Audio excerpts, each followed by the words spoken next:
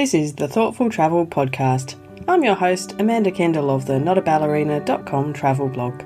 Every episode I'll share travel tales from several fellow travel lovers, and together we hope to entertain and inspire you, remind you of some of your own great travel experiences, and encourage you to hit the road again soon.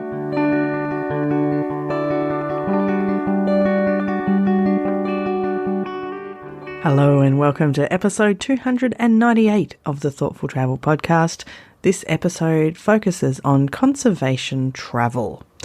I'd just like to start by paying my respects to the Whadjuk people of the Noongar Nation, where I'm recording this podcast, and it immediately makes me think that I know Indigenous Australians across the whole of Australia have always had this a very sensible approach to managing our environmental resources and wildlife, and we could certainly learn a lot from them when we're considering this issue of conservation. In today's episode, though, I'm chatting with three guests who are experienced in the tourism area and have had some experience with various conservation issues, both here in Australia and abroad as travellers. And I'm going to start with Roger Smith, who I spoke to recently for our Citizen Science episode. Roger runs the tour company Echidna Walkabout, and his chat is a great place, I think, to start this episode on conservation travel. He sets the scene for us to start with his definition of conservation travel. Conservation travel is a very important concept that is growing in the world at the moment. It's something that I ask people to take seriously because it has a lot to do with the way that people feel about what they're actually doing to the world and what they can do to help. I take this particular topic very seriously because when we started back 30 years ago, ecotourism was the buzzword. Since then, there's been so many different iterations of what I'm talking about. By the way, I should point out that I'm very wary of putting down any of these, making funny of any of these terms, because they all have an important role to play. Like the latest one is regenerative travel, if you can get your head around, your mouth around that. It's so difficult to pronounce quickly. Yeah, and there's other ways. So we sat down and sort of thought to ourselves, how can we describe all of these things? And we decided that conservation travel was a way of saying it. We've got to look after the planet. And conservation travel encapsulates things like biodiversity and caring for it.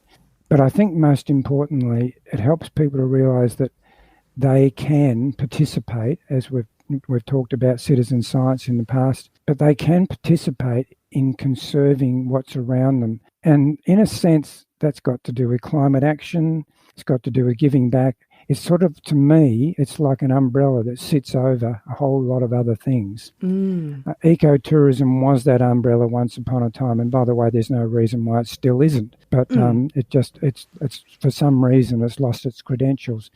I don't feel that conservation travel will, but let's just say I want to go on a tour, I want to travel. I want to do something more than just go and look at a place. I want to be involved in it. I want to participate. I want to feel like I have done something to help the environment in that particular location I go to. I've travelled regularly to Africa, and one of the great things about going there is in different locations, you just by being there, you actually help conserve wildlife.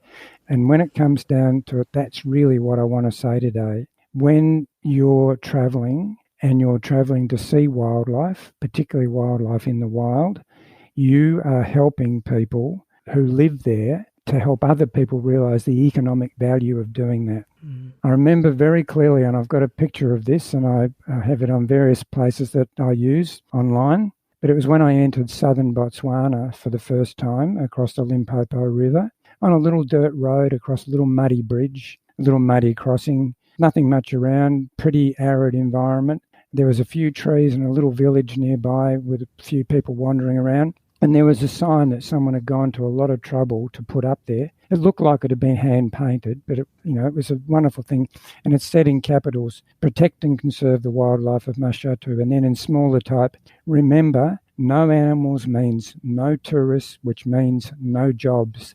And never in my life have I seen something which so cogently and specifically tells people how important wildlife is. And just to sort of round that off, they were saying to their own local people that they should do that. And I should make mention of this. Botswana is one of the most conservation-minded countries I've ever been to, because that's how they make their living. That and diamonds. Talk about a difference.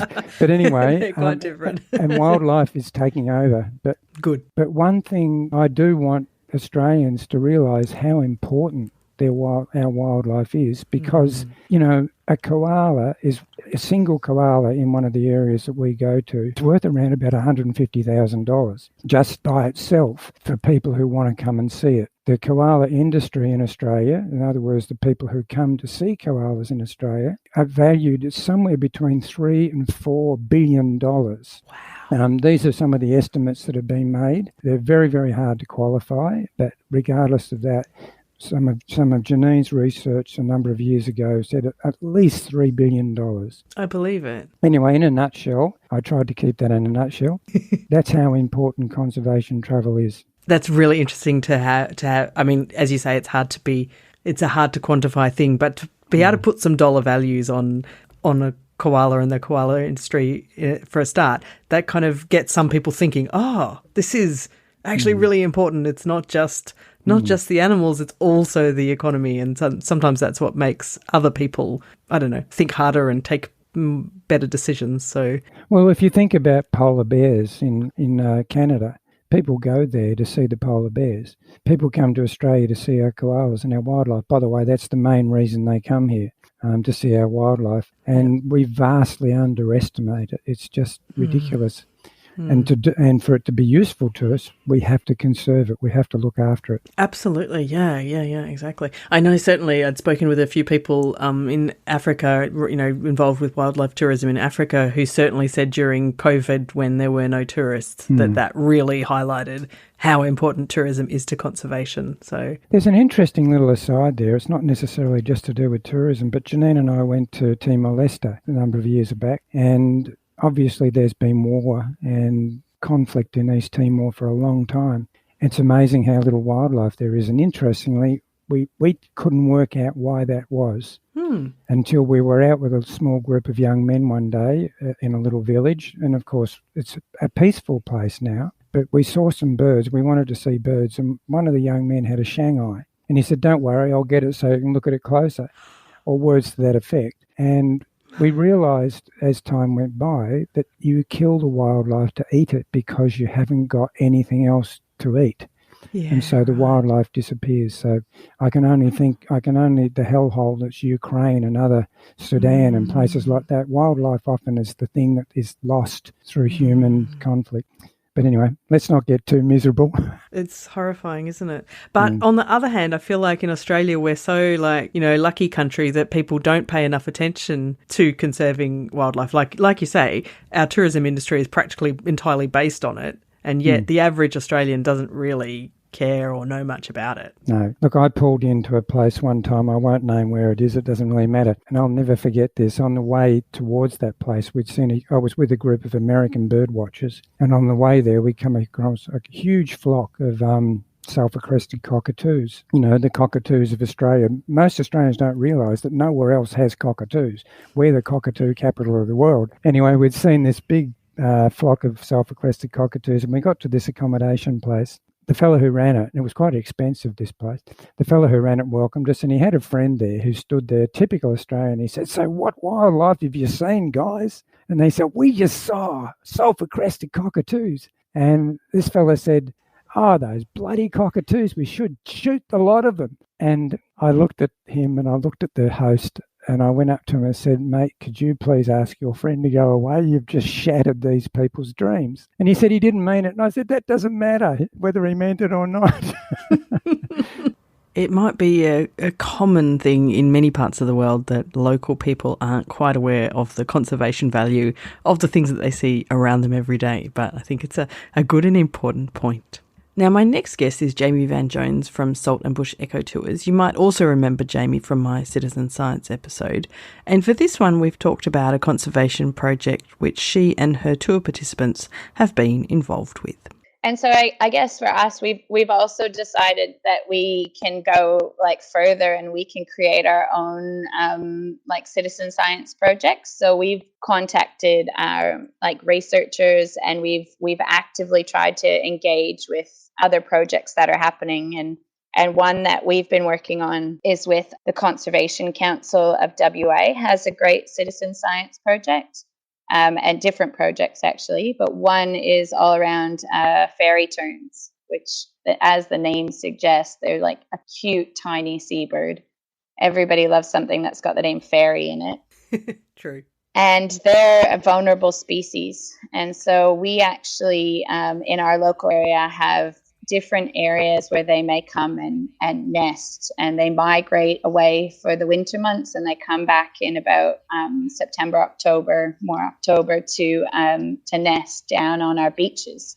But where they nest tends to be the same beaches that people love. So it's a very vulnerable situation. They just lay their eggs on the sand. And one year we had actually a cat go and wipe out the colony. So ate all of the eggs. Someone's pet cat that was let outside. So a good thing is if you have a cat, to make sure that they don't go outside without a leash or a cat run. And then what we did with the Conservation Council and the Fairy Tern Network was set up on an island where we do one of our kayaking tours that's in the middle of the Peel Harvey Estuary. We went every morning for 28 days between us and one other volunteer, and we played the mating call of this little bird. And they had little decoys that were set in the middle of a fenced area. And the idea was that we were trying to entice them with the mating call to come and nest in that area. And so we ended up getting 2 birds nesting, and we know at least one of them, we think maybe 2 of them, had successful chicks in the first year. And then this past year, we did it again, and they didn't nest in that area. So we're going to try again a 3rd year, but this is something that we do on our kayak trips. So when we have people that are interested that want to come out for a 6 a.m. kayak, not everybody is up for that, but we definitely have keen guests that love coming out for this. We take them around and we kayak the wetlands, and we put on that recording, and we do a bird survey as well, counting the number of species around. And then we come back after the 2-hour kayak tour, and we take down the callback, so what we were using to entice them in. And so that's another project that we work on.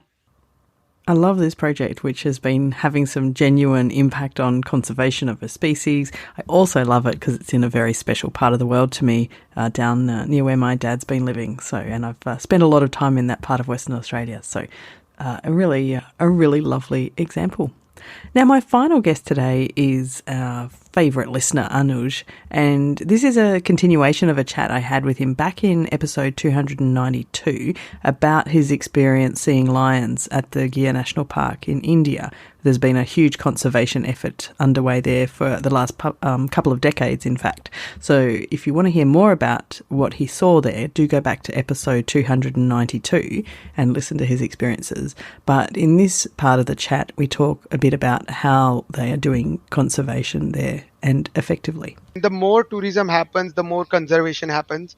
And we are at the stage that they might have to find a new jungle to put the lions in. So that's so conservation is working clearly in this case. Working. Yeah. So wow. It's pretty good. I mean, considering just to give you a comparison, there is another sanctuary in India for tigers, which is one of the best one, which is also 14,000 square kilometer sanctuary. It's only 70 tigers in there. And this has similar size. This is one of the biggest ones, right? And this is one of the biggest ones and has almost 700 lions. Yeah, exactly. Like 10 times the number of animals. It sounds amazing. My God, amazing. I mean, I would recommend anybody to go and have a look. Only problem is it's quite hard to get to. And that is probably why also it's a lot of conservation success there. Exactly. It's probably why it's worked. Yeah, why it's worked. No, but even in India, the tiger one worked as well. So in 10, 15, 20 years, the tiger population have gone up a lot, right, as well. So generally it works in India because the weather is very suitable for the animals. Even though it's very hot, they like hot weather anyway. So is there any poaching, or is it? Yeah, so this is where that female ranger stuff Oh worked. Yeah, yeah, because the poachers are there. Initially, the poachers were poaching a lot, but this female rangers team and the actual rangers team. So there are, I think, 8 rangers per lion or something like that. Some sort of wow. calculation. I'm not sure exactly, but something like that. Quite a lot of rangers in, not rangers and caretakers combined, right? Okay, So many of them, so they protect all of this poaching stuff, right? And you're right. not allowed to go inside the forest at all during any part of the day. And obviously there is like natural deaths. Obviously there's lions getting old or Of being killed course. by other lions. And the other problem was that the vehicles hitting the lions, that is cut off. There is also train that goes between the jungle, because back in the day there was no conservation, right? So when the train line was So laid, there's a train line going so through. train Okay, also kills lions. So it used to be 20 to 30 lions a year that was killed by trains. Now it's down to 7. excellent. Yeah, so Despite there being more lions, they've yeah, because they modified some certain areas where lion, uh and sort of they understood the patterns of the lions, walking and the migration patterns and stuff. So they might have modified something around that. So I am so proud of mm. what they are doing over there, and I'm so happy that I got to see it. Yeah, exactly. When it's in your own homeland, in your Yeah. home area, that's really special, isn't it? Yeah, So yeah, it was great. And the funny thing is, I'm from Gujarat, India, Gujarati, and the mm, guides are Gujarati, so we all speaking same language, and perfect. it is great to see Gujarati explaining in Gujarati to us, and we got to see everything, we got to understand everything, and that put me back all my 17 years, because I've forgotten few words from Gujarati which were mentioned, and it comes back to me straight away. So it was such a That's great cool. experience. Yeah, not only lions, but also my own language skills have Your gone own through the roof. heritage and Yeah. oh, that's a really extra special trip then, isn't it? It was great to chat with Anuj some more about this experience in the Gir National Park and just to reflect on, the different ways that we can see and be involved with conservation projects, even if it is just supporting the kinds of projects where tourists can come and experience something and those tourism dollars are going towards supporting that conservation project further. And I think sometimes it's very difficult to know when you're traveling what is the best way to do a quote-unquote good thing as you travel. And often it is just trying to do a bit of research. Hopefully, having listened to these 3 guests gives you some more ideas about the kinds of tourism experiences that probably are good in terms of conservation. It's all about asking questions, I think, doing your research and having the intention of doing better than we've done in the past. I think that's sometimes all we need to try, and we're already making big progress. Anyway, thanks so much for listening to episode 298. I've got a few links for you today. First of all, you may want to go back and listen to episode 292 or 293 if you found these ones interesting. 292 was about ethical animal experiences on your travels and features Anuj's description of seeing lions there in India. And episode 293 about citizen science for travellers had lots of I found really interesting tips and things I didn't know much about, the kinds of ways we can get involved in citizen science projects when we are on the road or also when we're at home.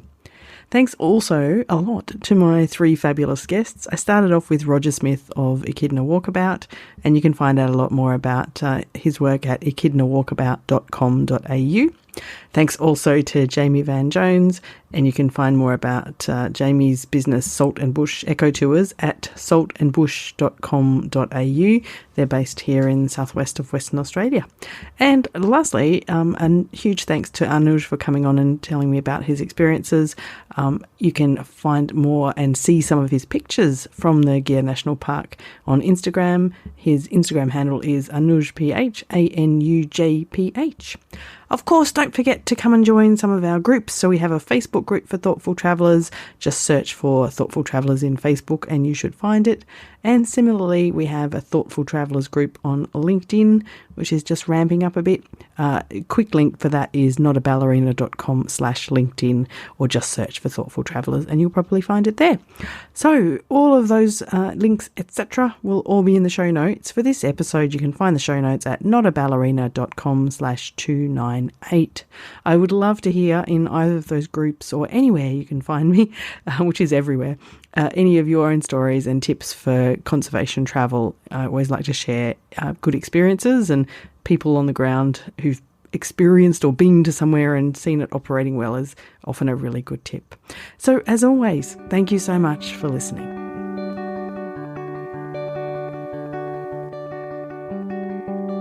This has been another episode of the Thoughtful Travel Podcast.